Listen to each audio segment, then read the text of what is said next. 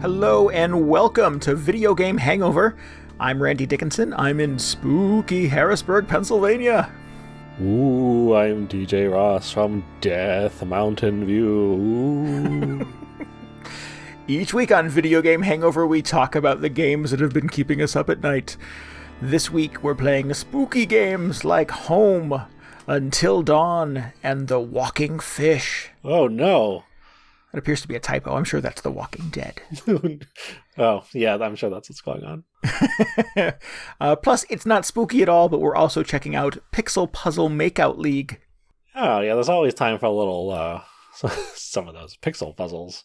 Yeah, let's get on that. Yeah. Happy Halloween, DJ. Oh, thank you. Happy Halloween. It's the most wonderful time of the year. It's been a while. Feels like it's been almost a year since the last Halloween. I think so. Yep. I think you're right. That's usually how it works. Okay, good. I mean, I would take 2 or 3 a year if that were possible, if there was some way to arrange that. Mm-hmm. Maybe replace some of those problematic holidays like Columbus Day with just an extra Halloween. Just drop one of those in there. Yeah, I can get on board with that. Yeah. Man, President's Day, we don't need that anymore. Get rid of that. Halloween. Yeah. Which president, whose favorite holiday was Halloween? They can have that day. I don't know. Did we ever have spooky president? We ever have a goth president? Probably not. I don't know. That's a good question. No. It seems like a no. No, probably not. Yeah. Man, I told myself I had nothing to talk about Final Fantasy related this week. But just on a quick note, a very sad thing is because of the pandemic and because of all the development delays this year, they canceled this year's Halloween event in-game. Oh. And I'm actually very sad about that. Usually there would be a bunch of Halloween decorations all around for like a month, and this year, nothing. So none. Oh, that's a bummer. Yeah, that's too bad. The one and only time I ever played Destiny was right around Halloween. Oh, did Destiny have a thing? Destiny had a whole Halloween thing going on. They had little, twinkling Halloween lights and cobwebs and spooky things happening. And I was like, holy crap, is the game always like this? But no, it's really just decorated for Halloween. You just picked a weird time to start playing Destiny. I picked the best time to start playing. So, I'm sure if I went back to it, around, Grandparents' Day, it would be slightly less fun. But oh, man. When I tried to play Phantasy Star Online 2 this summer, they were having some wedding-themed event. I don't know if there's a holiday that goes along with that, but they were just get married or something. I don't know. But I was just thinking, I was logging into this lobby for the first time, and I have no idea what the game is like. And just every time I'm in there, in this hub, there's kind of wedding music, kind of church organs and bells playing, and I'm just this is a really weird first impression of this game. This is what I'm gonna remember 5 years from now when I think about this. Yeah. What game is that? Phantasy Star Online 2. Phantasy Star. Yeah.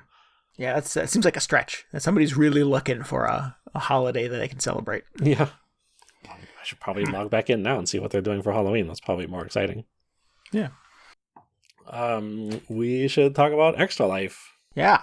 It's coming up. It is on Saturday, November 7th, a couple weeks, or just a little over 1 week, actually, from when the show comes out. Right. We are playing games all day from, I don't know when we're starting. Probably before people wake up, but just rest assured, you will be able to head over to twitch.tv/VGHangover and see what one of us would like some game that we're playing. Yeah, definitely. And we'll be raising money for the Children's Miracle Network of Hospitals all day. So if you're able to, we would very much appreciate you donating a few dollars toward that terrific cause. Yeah, and you can go to VGHangover.com/extralife for links to donate, links to watch us play, presumably a list of video games once I decide what the hell I'm going to play will be up there as well. Yeah, so definitely go to VGHangover.com/extralife for more info on that. Yeah. I want to run this by you. Every year, I don't know if it's been every year, but like most years during Extra Life, I started off with Splunky, but then I go play like a retro game. Mm-hmm. So I think I played Super Mario Brothers 1. Then it was Legend of Zelda and blah, blah, blah. This year I was considering, I've got the little Sega Genesis thing, the little mini console that came out, I think it was last year. I was thinking of playing Sonic the Hedgehog, because I never had a Genesis, so that's why this little mini Genesis is very exciting. Mm-hmm. Is that like retro enough? For some reason, I mean, it's like about as old as the old Mario games and some of the other stuff. Yeah, Genesis was a long time ago, absolutely. Yeah, it just feels like, I don't know if it's just something about the Genesis felt very ahead of its time. It's like a generation ahead of the NES, I suppose. So I was just like, Sonic the Hedgehog. Does it fall into that same kind of retro window as Super Mario and Legend of Zelda? Yeah, I think so. Okay, all right. Yeah. I mean, I'm not the authority on what is and is not retro, but yeah, that feels like an old game that people would be interested in watching. Yeah, okay. Well, then that settles it. I'll be playing some Sonic the Hedgehog. Yeah.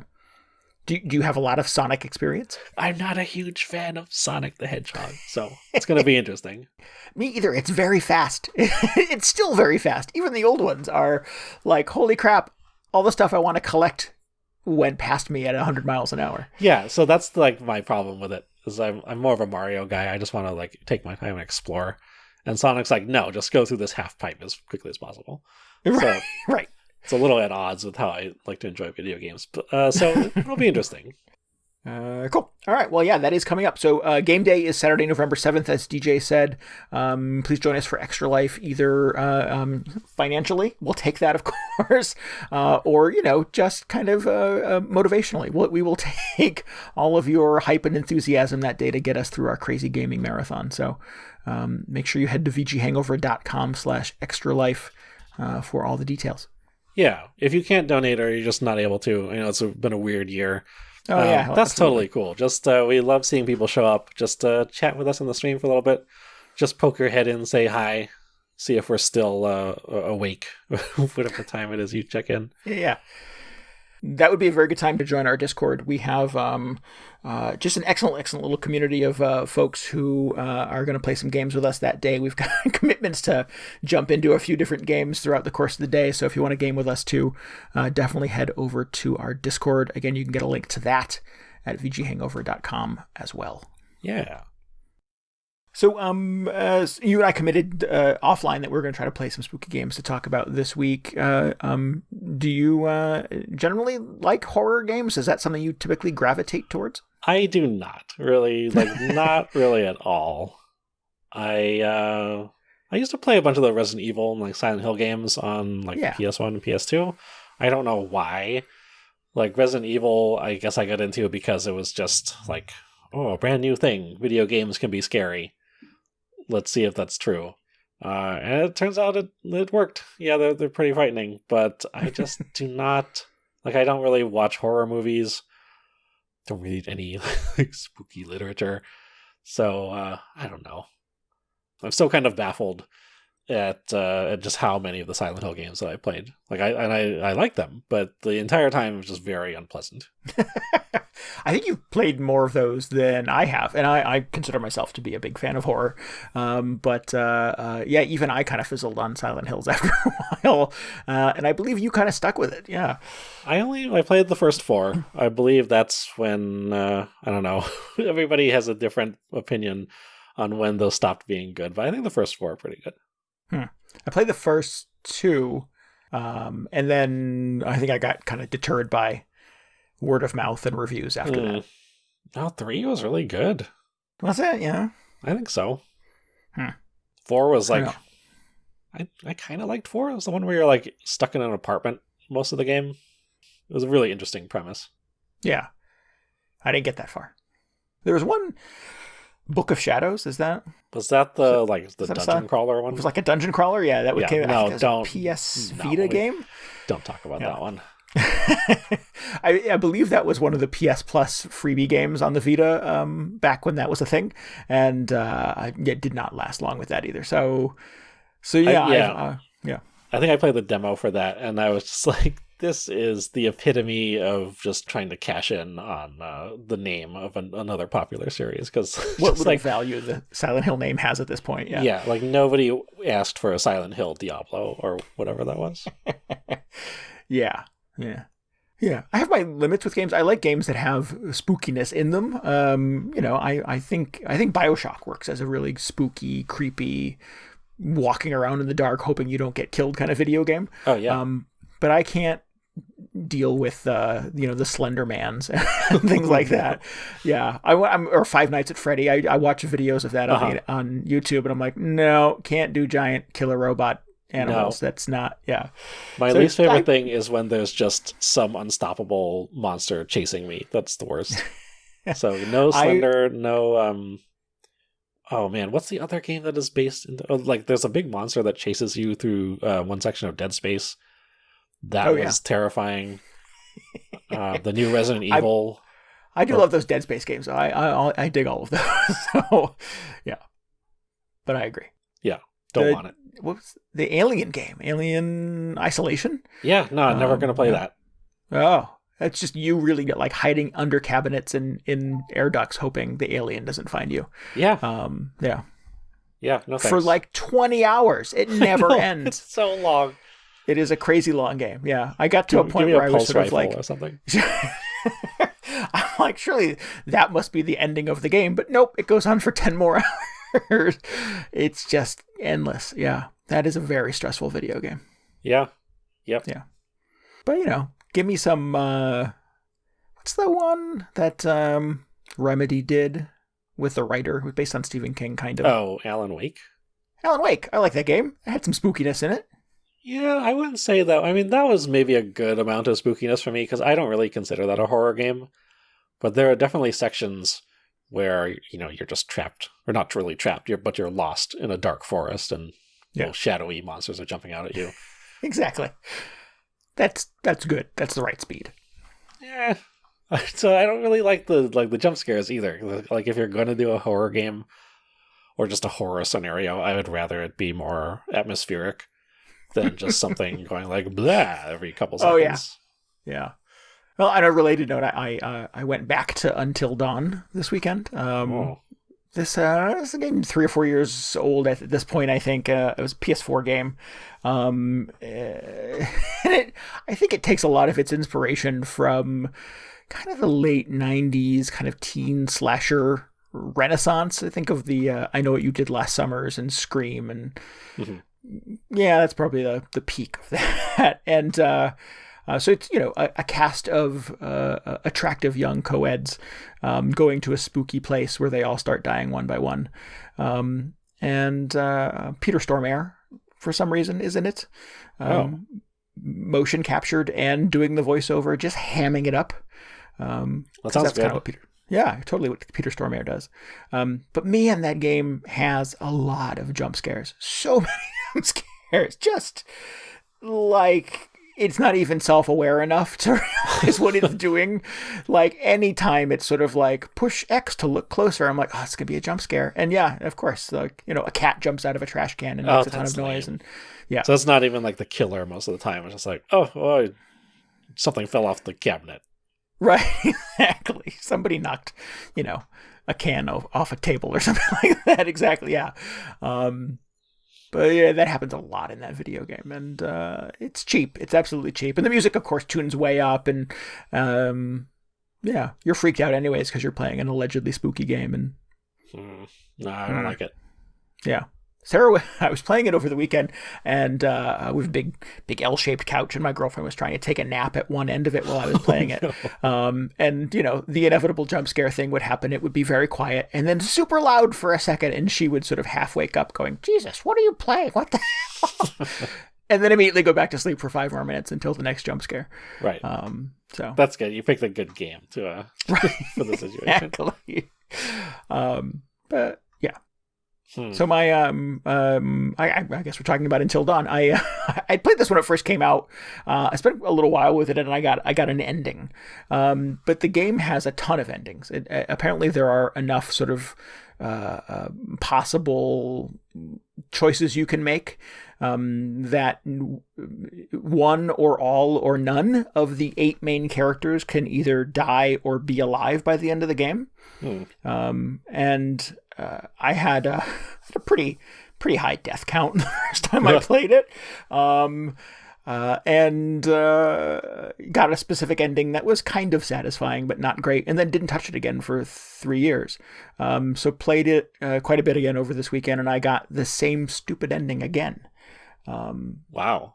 Yeah, and was sort of cognizant of trying to make different decisions and go, geez, what did I do 5 years ago? It does the thing where it tells you like 35% of the people who play this game chose X. 65 chose Y. So I try to choose the least popular choice and really just make asshole decisions through the whole thing, and still somehow ended up with the same death count and the same ending. Well, was that your plan 3 years ago? Maybe that's why. I don't think so. I hope not. I think I was just sort of going with the flow 3 years ago. But yeah, somehow. So it tells you before you make the decision? Yes. What the other people picked? That's interesting. That's very different. Yeah.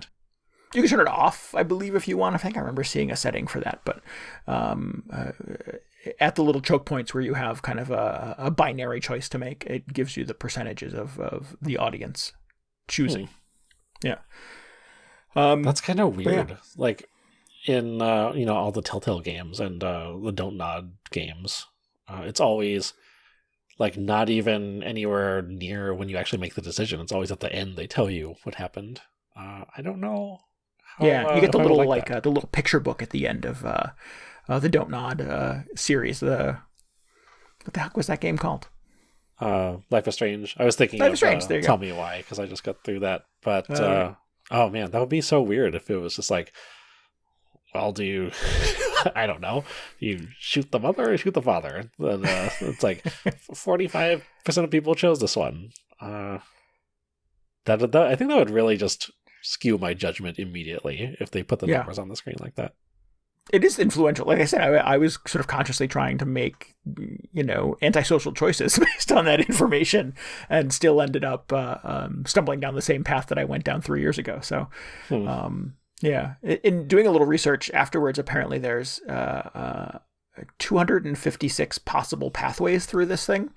Not 256 endings, but apparently there are like enough choke points where you can make different decisions that lead you down that many roads.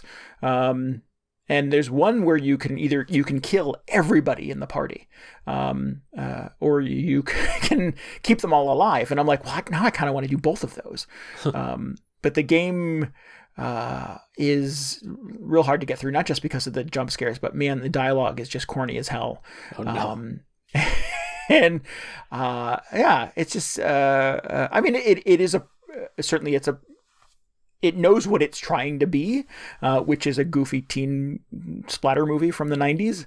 And that just does really not go down smooth in 2020. It feels like a fossil. And the game is not that old. But I think the thing it's sort of trying to ape feels pretty, I don't know, antiquated. So it's not like they did a bad job of recreating the subject matter. It's just the subject matter itself has not aged gracefully. Yeah, I think if I went back and tried to watch, and those were not great movies at the time, but they were entertaining. That first Scream movie probably is great, I think. I mean, Wes Craven knew what he was doing, but if I went back and watched I Know What You Did Last Summer, or Jeepers Creepers, or geez, what else came out of that era? The Faculty. I suspect probably all of those would just be cringy. Okay, well, at least they did a very good job of like bringing back that very specific energy from those movies. Yeah. Yeah, I mean, I hope it was deliberate. Maybe I'm giving them the developers more credit than they deserve. But it very much feels like they were, cognizant of what they were making. I feel like this, whenever a game tries to be just even the slightest bit tongue-in-cheek like that, I can never tell. I mean, I guess it's just such a hard tone to nail, because I think of like Just Cause 2 and how cheesy that is. And like, if you really just analyze it, you go, I can't imagine this was intentional, or at least not fully intentional. Like, some of this is just a mistake. Like, it was very lucky that it ended up this way, because it works out really well. But I can't imagine somebody setting out and being like, this is the exact sort of corniness we want, and 100% nailing it. Yeah. I think so much of that has to be sort of conveyed with efficiency. I think it's got to be quick, right? I think the problem with Just Cause 2 sometimes is that those cutscenes went on for way too long. Until Dawn suffers from that a little bit. You have your Peter Stormare is one of the character's therapists, so you have these really long-winded therapy sessions with him sort of saying things to you, making a lot of really intense eye contact, because it's done from first person, because you're not supposed to know which character is in therapy. And it's like, you find yourself looking at your watch going, what is going on in this scene? Is there a way to skip this? And you gotta get their money's worth out of hiring Peter Stormare. Oh, right. Yeah. You're B-level talent. But it's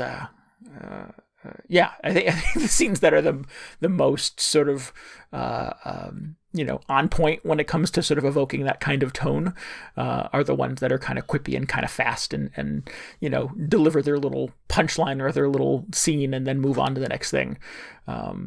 Those work. And I think of games like Saints Row, ultimately Saints Row. I think those devs knew what they were making and knew how to deliver it. They had kind of polished it to a high sheen by the end of that series. See, I disagree with that. No, really? Completely, yeah. I think that they had the very best intentions, but still it was the thing where it's like, I don't know. They started out pretty well, but just the execution got old to me after a little while. Oh, I mean, I would agree that they went to the well too often on that, but... Oh, not like... I'm not talking about over multiple games. I'm just saying, like, within one Saints Row game. I was just like, okay, I get, everything is very goofy. I get it. But at some point, like, the novelty wears off. It's like, everybody's just a little bit too... or everything is a little too non sequitur. Sure. I don't know. I have a lot of thoughts about those games, but we could save that for another time. Yeah. But yeah, so Until Dawn, very much a mixed bag. I think as a scary game, as a splatter flick, it's pretty satisfying.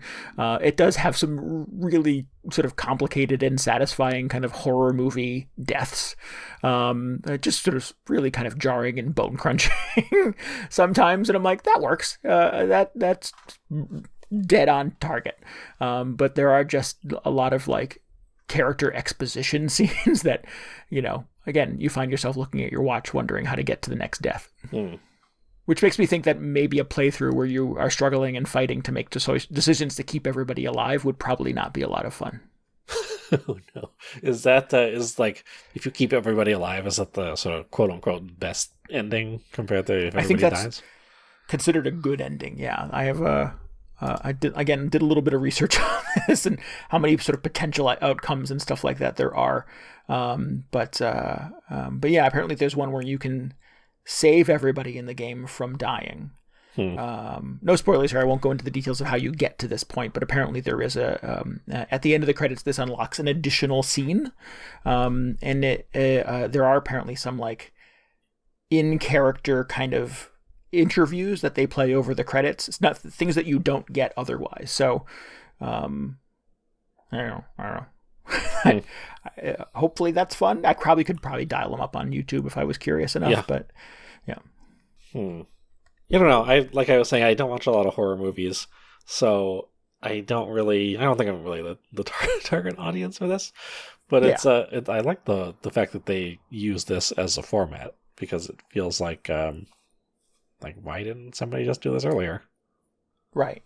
Right. Why are there not like 40 of these? I really feel like, you could put out one. I mean, they make those, the Saw movies, they came out once a year, every year for 10 years. Yeah. They were doing the same thing with Paranormal Activity. I mean, none of those are, the first Saw is good. None of the other Paranormal Activity movies are good. But yeah, why not? I mean, you've got all the assets. Make an Until Dawn every Halloween until people stop buying them. Just make it like a roguelike. Is it the same setting every single time? It must be if you have all the paths going through it. Yes. Yeah. There's a series of events that get a group of friends to a big house in the mountains during a snowstorm. That old yarn. They all start dying one by one. Yeah. Yeah, somebody should just make like a slasher roguelike. You start out with 8 teens, and they're, I don't know, like in the living room of this house, and they need to make their way to their Jeep parked down the hill or whatever. I think there's potential there. Somebody must have done that already, right? Yeah. I don't know. Maybe. It just seems like, I don't know, like roguelikes are all about survival and very often not making it to the end. Apparently this game is 5 years old. It's not 3 years old. So. Wow. Okay. Whatever. But yeah. So Until Dawn. I mean, I'm kind of happy I went back to it, but I'm a little disappointed that I didn't really see anything different from the last time I played it. Are you just going to go? Are you going to keep going back to it until you've gotten, I don't know, maybe not that perfect ending, but are you going to do one where like try and kill everybody? I think that would be fun. Maybe that's something I could probably queue up for. It's relatively long though, but maybe queue up something like that for Extra Life when I'm streaming. Yeah. That would be entertaining. Post Halloween, of course, but maybe folks would watch that. Yeah, it's pretty popular. I suspect I'd have to use a walkthrough just to make sure that I get there deliberately, but why not? Yeah. There you go. The Until Dawn super play. Either everybody dies or nobody dies. Right, yeah. The bloodiest ending. Yeah. The darkest timeline, that's where I was going with that. The darkest timeline, bloodiest ending, whatever. Same thing. Yeah. What did you play this week? What spooky games did you dip into?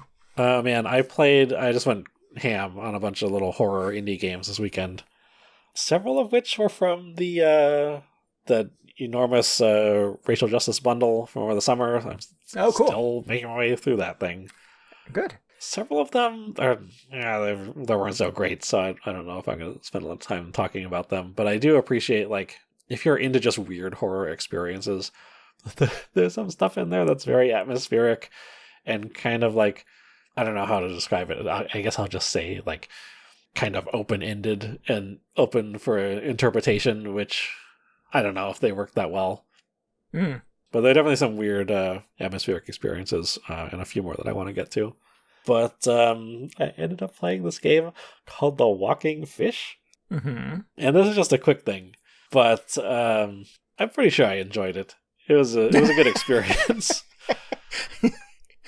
It opens with this very ominous kind of like news narration, like a newscast, where they're talking about some factory that had to be shut down for reasons.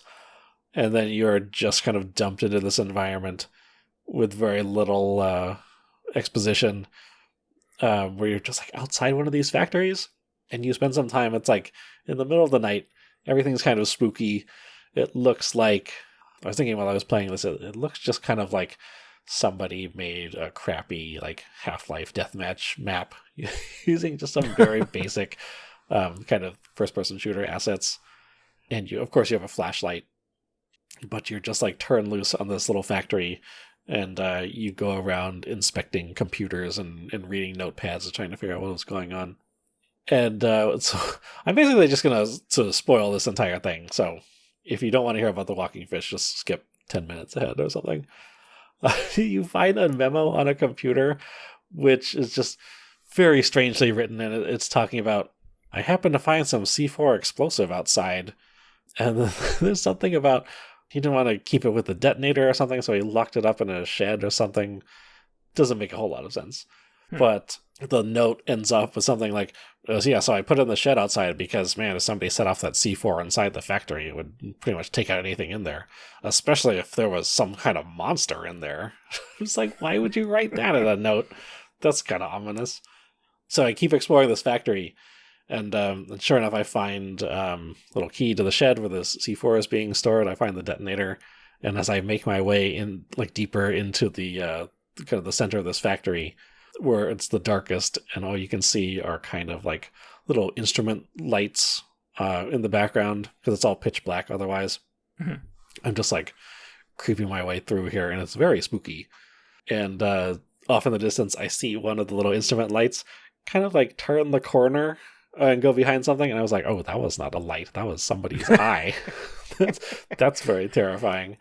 And it turns out that there is just this enormous, like 6-foot tall fish that is stalking its way through this factory. And if it spots you, it makes this like weird kind of half ominous and spooky, half just silly noise.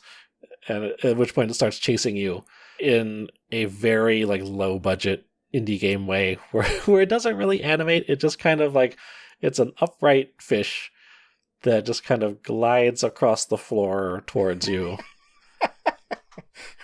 And if it catches you, you die. But at that point, I was saying I don't like in games when something unstoppable is chasing me and I'm powerless to do anything against it. So at that point, it actually got very terrifying because you're in this factory. It's kind of like random where the fish starts. It felt quite a bit like that Slender game, the Slenderman game, mm-hmm. Where at some point there is just this horrific fish that attempts to murder you. So the goal of the game is you have to go collect the C4 and the detonator and all that, and then lure the fish into this room with all these other high explosives, and then just blow it up. So I did that, and that was it. But yeah, it was all right. It was about as much horror game as I could take, I think, because I would absolutely never play like Slender. Yeah. But this, like the fact that it's very short and the objectives are very simple, and the antagonist is like this goofy fish that really makes no sense. I was like, okay, this is about the level of horror that I can deal with. Was it sort of delivered as, as like a seriously scary thing, or was it like kind of tongue in cheek and spoofy? I mean, so on their website, it's not totally clear that there's just going to be this ridiculous fish floating around. It actually starts out kind of ominously the way they describe the game, because they're just like, oh, what happened in the factory and how come nobody's there anymore? And aside from just the goofiness of the note that tells you about the C4, it's played fairly straight for the first 5 minutes or so. Mm-hmm. Until you just see the monster and you're just like, what is this? Like, what is this? Why is this here? Yeah. And I kind of had an inkling that it would end up going in that direction. So I appreciated that it turned out to be the case. Yeah. That's a very strange choice. Of all the things to sort of like drop into a spooky horror game, why go with a 6-foot tall walking fish?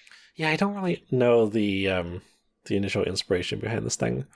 I've read a lot of posts by the developers talking about how they're trying to kind of start the horror / comedy genre. I was like, okay, I can appreciate that, I guess.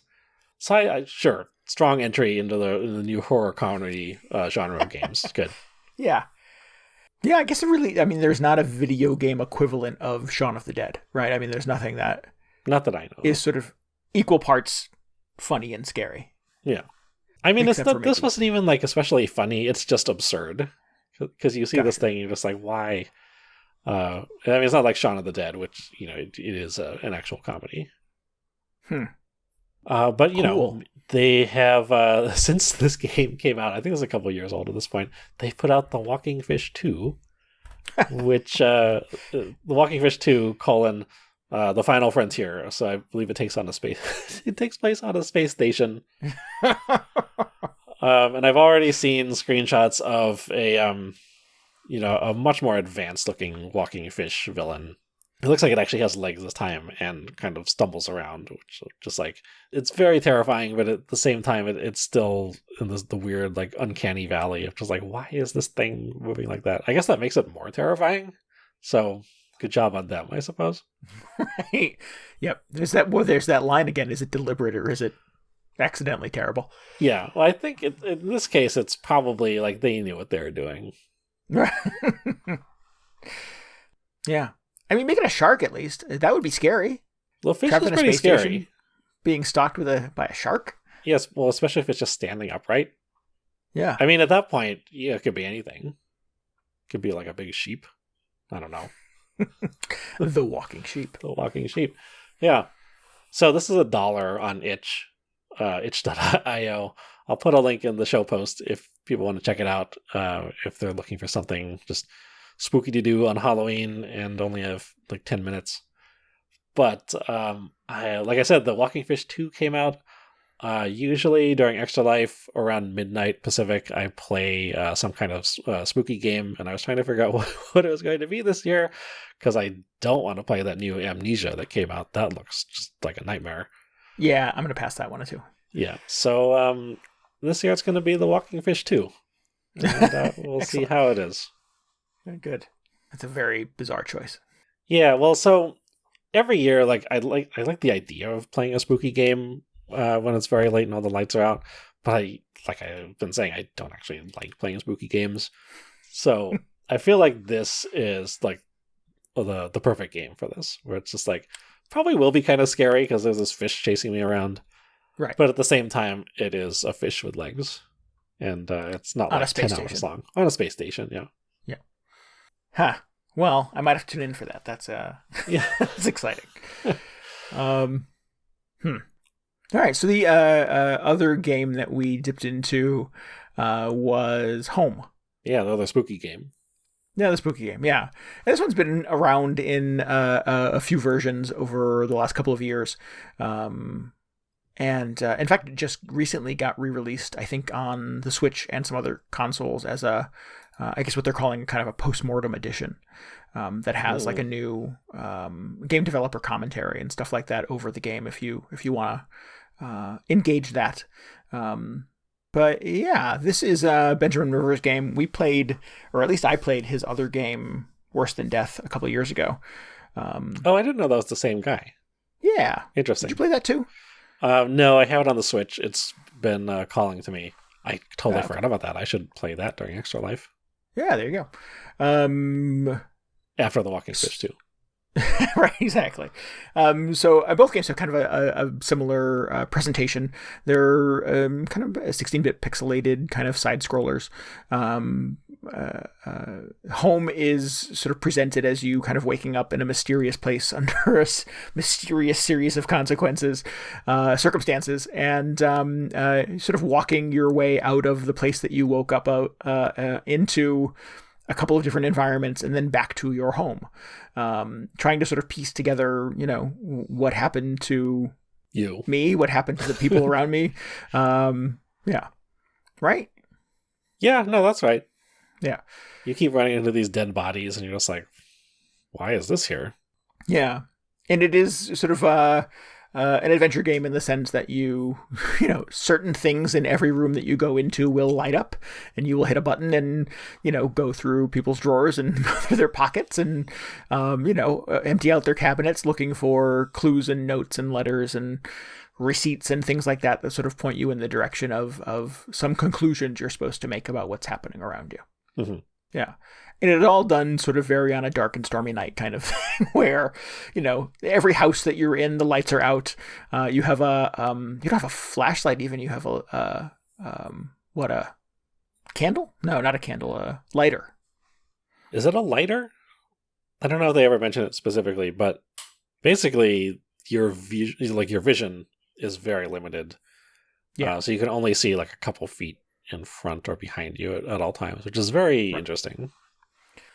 But I think it sort of conveys, even sort of being kind of pixelated, I think it conveys horror, it conveys gore really well. I think a lot of it obviously hinges on creating a spooky environment and having really just polished and perfect sound programming. I think there's definitely kind of a depending on what environment you're in, there's,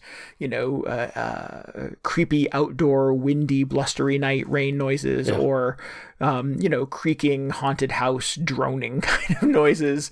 And a lot of that does a lot of the heavy lifting when it comes to sort of setting a scene that makes you feel a sense of kind of creeping dread.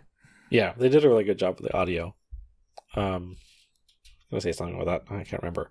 Oh, there was always occasionally there would be some whispering off screen, it sounded like. But then you go over and investigate the room where you thought it was coming from, and there would be nothing in there. It's kind of weird.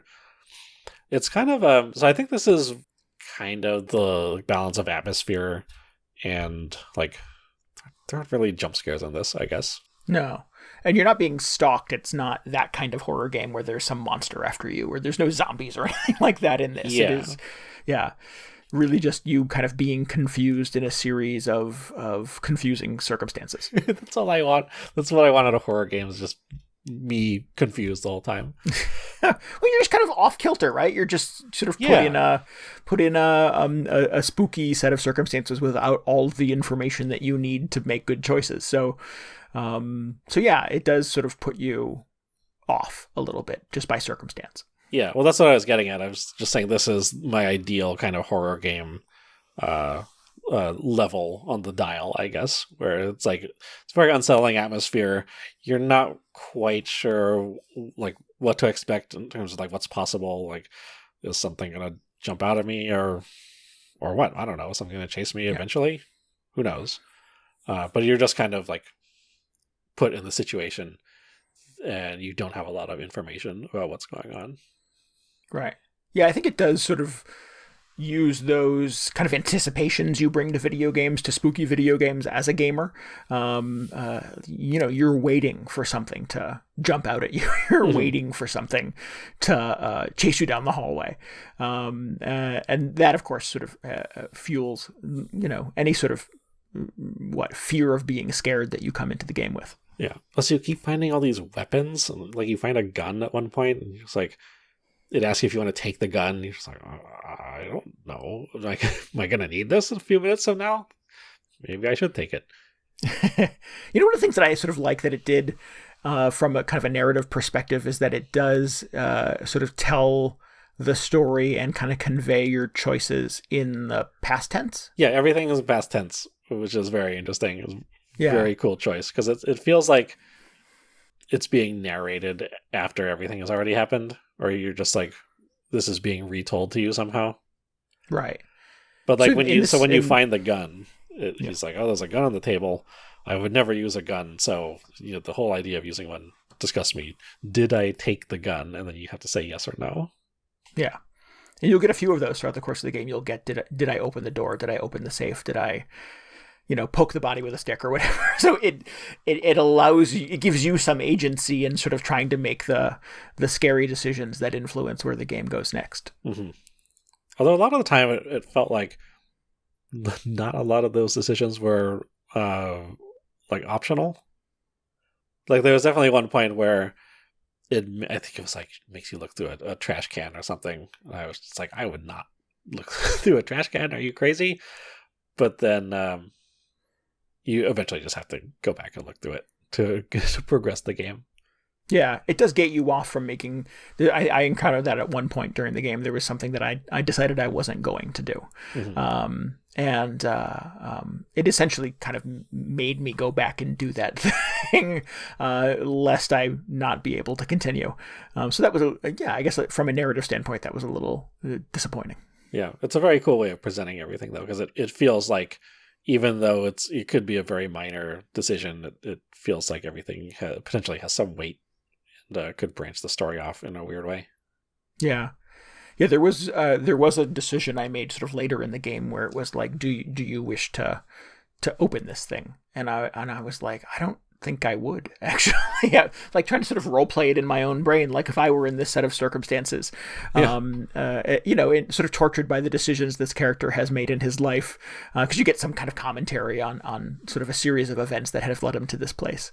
And I think maybe ignorance is bliss. Maybe I don't want to have that information. Maybe I would not do this thing. And I didn't do it. And then I sort of continued to walk around the house and try to look for other clues. And I was like, well, maybe I need to do that thing. And I went back to it, but it didn't give me the choice anymore. It wouldn't let me do it. And I was like, oh, now I need to know what's in there. It's kind of a weird choice for a horror game because, I mean, in my case anyway, because obviously the answer to 90% of these questions is like, no, I don't want to do that. I don't want to go in there. I don't want to go through the dark forest and go to this creepy building. But you kind of have to because that's the whole point. Yeah. So I liked it. I thought it was cool. I mean, it's only an hour long, and it feels like there are enough kind of little decision points in it where you could kind of go back and much like I tried to do with Until Dawn at a macro level, maybe make some different choices and go down a couple different paths and maybe open the thing that I didn't open last time I played it to see where the story goes, because it did sort of feel like it was trying to cobble together an ending for me based on the choices that I had made while playing it. And unfortunately, I think that sort of led me to be a little bit disappointed by the outcome. Yeah, I think I definitely need to go through it again for mostly the same reasons. The way like everything comes together at the end it feels very ambitious, but at the same time, at least the sort of the prompts I got at the end felt a little too felt like they were placing a little too much on just my imagination, if that makes sense, because yeah, totally. I got to the end and it just felt like the character or whoever's narrating did not really have a clear picture of everything that happened, because he was still asking a lot of open-ended questions. Yeah, and I think it is kind of deliberately ambiguous, and the ending that I got, it was this character trying to sort of like convince himself, well, yeah, that must be what happened. Yeah. And that's not super satisfying. I mean, Yeah. I think I want something to either be super concrete, no argument, or just leave it so open-ended that I am left to kind of interpret. Oh, it must have been this.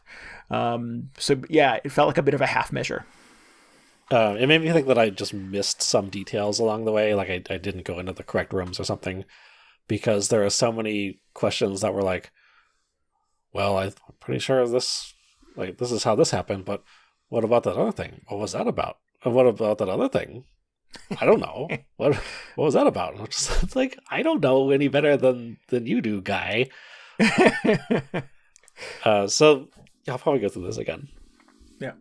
Yeah, I think I might as well. And actually, I think I might spring for that, the postmortem edition. The commentary thing, yeah. Yeah, I'm curious about that. And I've seen in the eShop, you can see some screenshots of it, and it shows just pictures of like the graph paper that they were sketching the levels on and where the doors would connect and stuff like that. And apparently I think it's just a 2-person sort of development team. So I'm curious to sort of see how something like this kind of comes together and where the narrative goes. So yeah, I might check that out. It's only $8, I think, in the eShop. So, yeah. But no, I like it. It feels very ambitious, and I like that it's quick. I like that it's sort of like it weighs on you pretty heavily for just a little bit of time, and then it moves on. I think I kind of dig it. Yeah, I had to say that in terms of the level design, this is like the epitome of that situation in any like RPG, or this could happen in a lot of different games, I guess. But you're walking down a path and you get to a fork.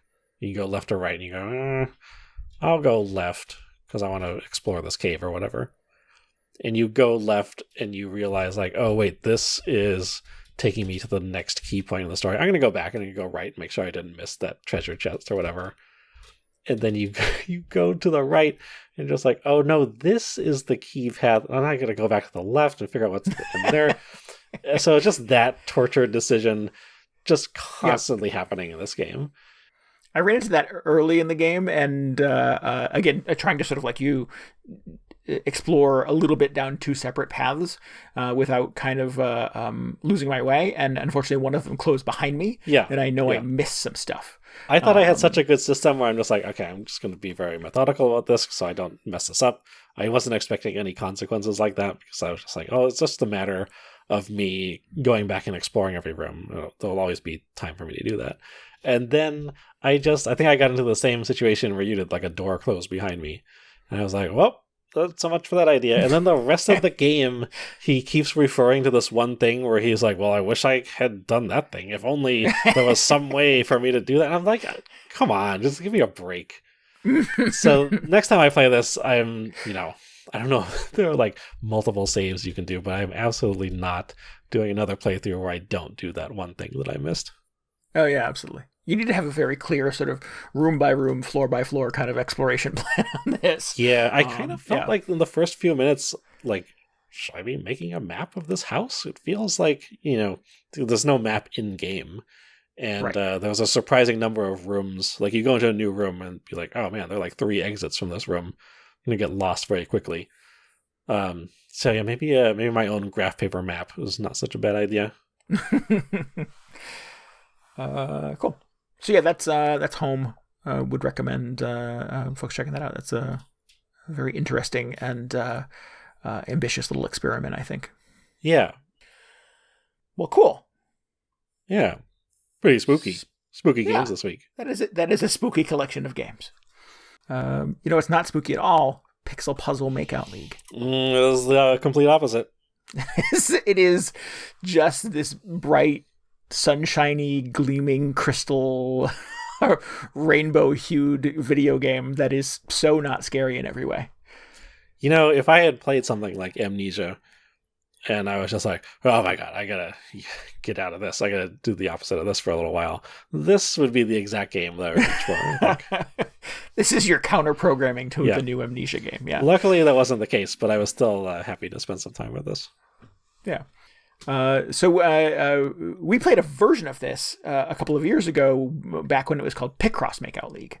And that was a game that came out of a game jam. Again, I don't know necessarily maybe you do, DJ, the circumstances, but it was some devs together kind of challenging themselves to, I believe, combine genres of video games into something that came out to be a combination dating sim and Picross game. Okay, I couldn't remember if there was like a love or romance themed game jam, but it works just as well as being kind of a genre mashup.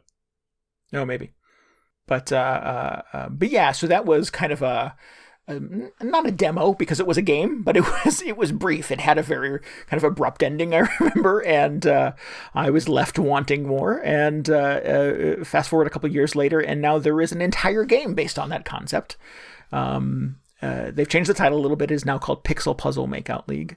But make no mistake, you're still solving Picross puzzles in it. Yeah.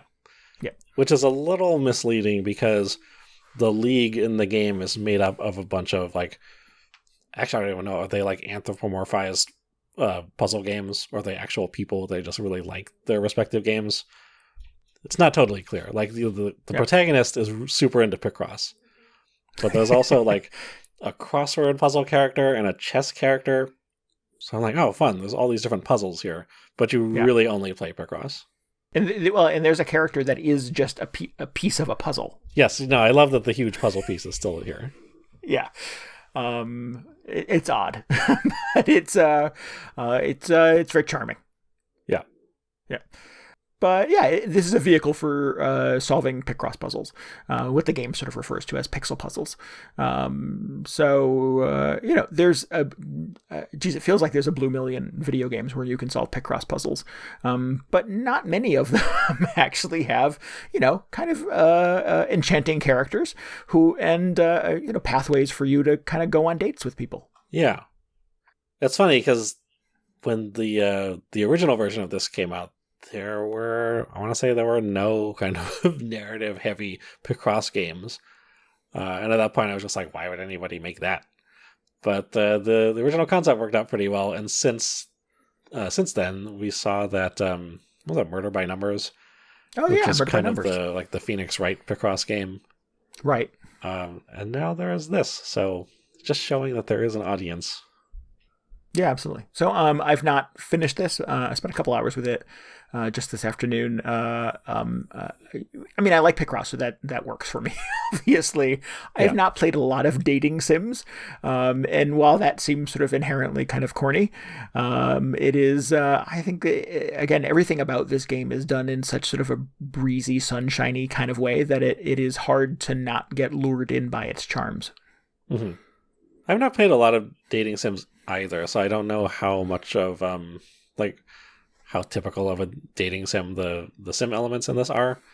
A lot of it just feels like, I don't know. I imagine in dating sim games you're just making decisions all the time because you're chasing after so and so, one specific person, Trying to woo maybe someone, multiple yes, specific people. I don't know how those games work, but this one feels more like you're just going through a several storylines involving these characters, and there are just Picross puzzles sprinkled in every once in a while, which is fine, I think. Yeah, absolutely. I mean, like I said, I'm not a hardcore dating sim player, so I'm not disappointed per se that it doesn't feel like more of a dating sim. No, it definitely feels like more of a pixel puzzle game. It feels like more of a Picross game. Yeah. You follow a character named Pixel Girl, and she is obsessed with pixel puzzles, and really just sort of experiences kind of everything in her world as essentially a Picross game. So kind of early on in the game, you find yourself in a series of circumstances, and it will open up kind of a pathway of 6 or 8 puzzles that you have to solve that basically sort of allow you to kind of create elements of her emotions and the scene that she's in. And then you go back to kind of an overworld map where your little character walks down the street and you get to another kind of like network, another juncture on the map, and it opens up some more Picross puzzles for you to do. Some dialogue with another character, some emotions come up, you'll solve another handful of puzzles, and lather, rinse, repeat. Yeah, it looks like a little like Super Mario overworld map kind of. Yeah. Which I think is new to this. I don't remember that being in I don't remember that part at all. Yeah. But I think that I mean, so that's what kind of leads me to believe that it's not a like a super hardcore dating game, because it seems like you'll just be able to like go down every path on the map, which leads you into like going on dates or outings or whatever with all the different characters in the league. Mm-hmm. I haven't really pursued multiple paths yet because I'm just really chasing after that giant puzzle piece. You have your eyes on that one prize, yeah. Oh yeah, I'm just like, this is weird. Let's see what happens. But I would be disappointed if I like got committed to this puzzle piece and then somehow got locked out of some of the other paths for whatever reason, because then there are just more Picross puzzles that I don't get to solve. But still have to kind of to play a little more of the game to figure out how the greater structure works. Yeah, I think based on what little I know about sort of dating sims, you are trying to sort of like chart a particular pathway to being able to get this person to go on a date with you. I don't know that there's a fail state in Pixel Puzzle Makeout League. I don't know if there's a series of decisions you make where another character would say, no, don't want to go for coffee with you. Everything's so positive. I can't see that happening at all. Yeah, it does. It feels very tonally off from the rest of the package. But again, maybe like you, DJ, I've not sort of putzed around with it enough to be able to say that definitively. So but yeah, I like it. It's charming. It's breezy. It is. I really dig the music. Everything is brightly colored and fun. Mm-hmm. It's just. It is a package of video game things that just feels kind of sunshiny and light. Yeah. In terms of the Picross mechanics themselves, I really appreciate that they allow you to put down like question squares, because I forget if those were in the Jupiter Picross releases, but all of those, or most of them anyway, had the kind of like guess mode where you could like start filling out squares, or like temporary squares if you had an idea of how the puzzle was supposed to go. Mm-hmm. And if you ended up, it was like a bad hunch, you could just undo all of that.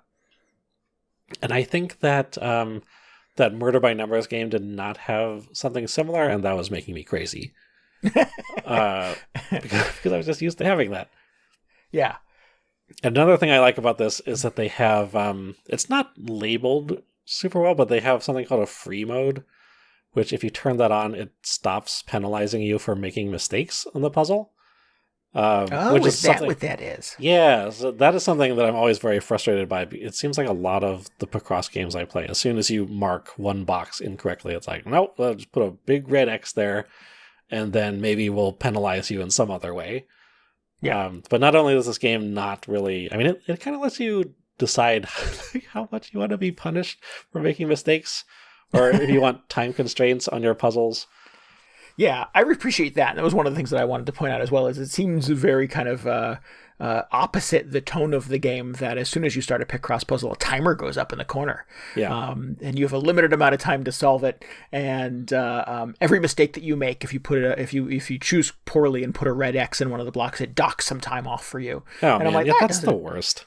Feel like kind of it doesn't feel like the Pixel Puzzle Makeout League vibe to me. No. The thing that I was excited to see, though, is if you go into the options, you can just turn it off. Yeah, that's very penalty free. Yeah, really appreciate that. But I didn't know what free mode was. That was in the options as well, and I wasn't quite sure what that meant. So that's good. I'll have to turn that on as well. Yeah, because when I'm doing one of these, I just want to be working on the puzzle. And if I make a mistake, I'll just do the puzzle over. But that's for me to figure out. Yeah, I have had that experience with Picross games in the past. Particularly, you get sort of the mega Picross puzzles where you end up sort of going so poorly down a pathway. You're like, no, best to just start over from scratch. Yeah. It's like, oh no, I have to play more Picross.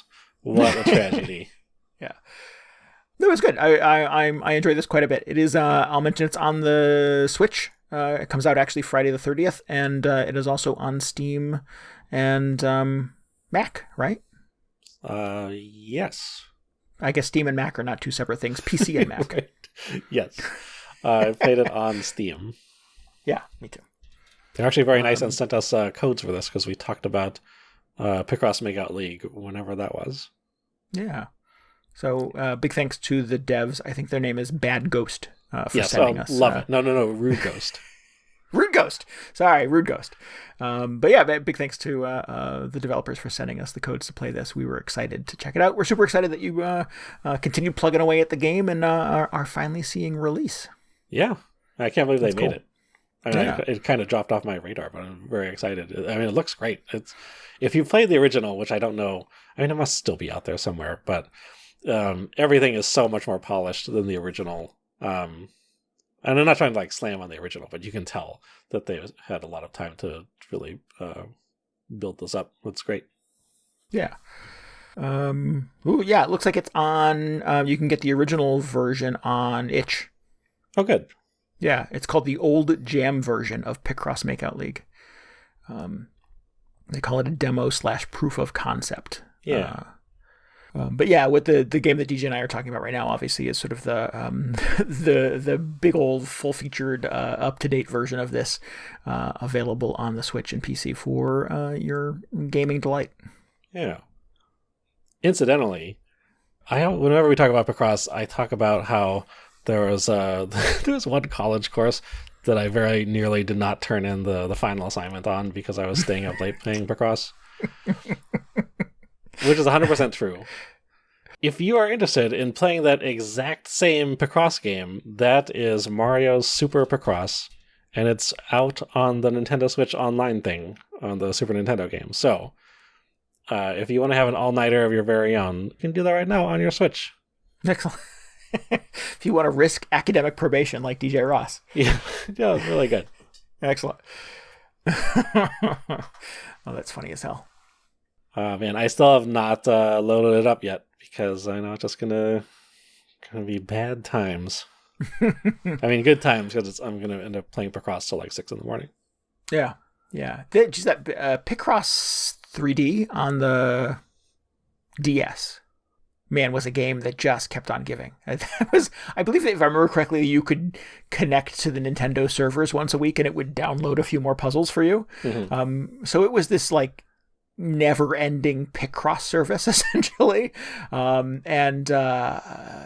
that I put a lot of hours into that game. Just a crazy amount of time playing Picross. Oh, man. Yeah. And I feel like that's my gold standard for Picross puzzles, because the Murder by Numbers, I think one of the things that I was sort of critical of in that game is that the Picross puzzles were not very satisfying. That it was sort of like, oh, look, you made a bar of soap and it's just a rectangle. I don't know. I don't remember what the puzzles were, but it was just, they didn't feel like good kind of pixel art puzzles. And I mean, that's essentially what Picross is. But man, the ones in Picross 3D were so good. Oh man, I still, I like Picross 3D, but it's got that timer and you can't turn it off. Yeah. And if you make too many mistakes, it keeps docking you over and over. And I'm just like, man, why you gotta be like this? And it's like an alarm when you make a mistake in that game. Like the whole screen shakes. It's the worst. It goes, every time you hit the wrong thing. And I'm like, no, I don't like that at all. Yeah. But yeah, still I feel like that's my gold standard for Picross games. Oh, that's because you haven't played Mario Super Picross yet. I've not, no. But now that I know that it's on the Nintendo Online, I will have to check it out. Yeah. Get that music stuck in your head. It's good. That's an old Game Boy game, right? No, it's a Super Nintendo game. I mean, they made a Game Boy version. Actually, I think the Game Boy one was the first time I'd ever heard of Picross, just like as a thing. Oh. And I never played it for whatever reason. But then Mario Super Picross came along, and I was just like, I can get into this. This is pretty good. All right. I'll check it out. Nice. It's like the plague. You just infect other people, DJ. No, it's like the Ring. I just gotta, now you have to play it. In 7 days, you will die. It's like, I play Picross for all of those 7 days. Okay, right? Exactly.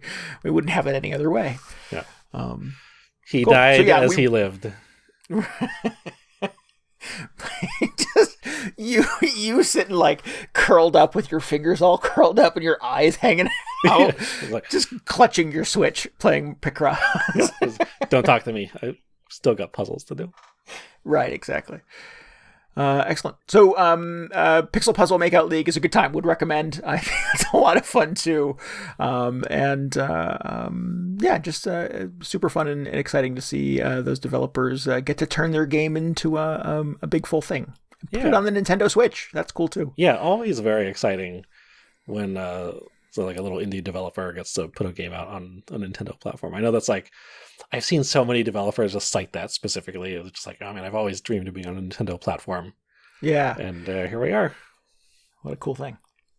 Oh, all right. Man, that was a lot of games. Any other games, DJ? I think that's it. Oh, you want to hear about... No, you don't want to hear about those. Those other weird indie games that I played. Maybe I'll talk about those another time. Yeah, save it for another day. Yeah. We're going to have another Halloween in a couple weeks anyways. I've decided. Oh, that's right. Yeah. All right. Well, that is quite a show. Let's wrap this thing up. Yeah. Yeah. If you need any more video game hangover in your brain, we would recommend you follow us on Twitter. We're at twitter.com/VGHangover.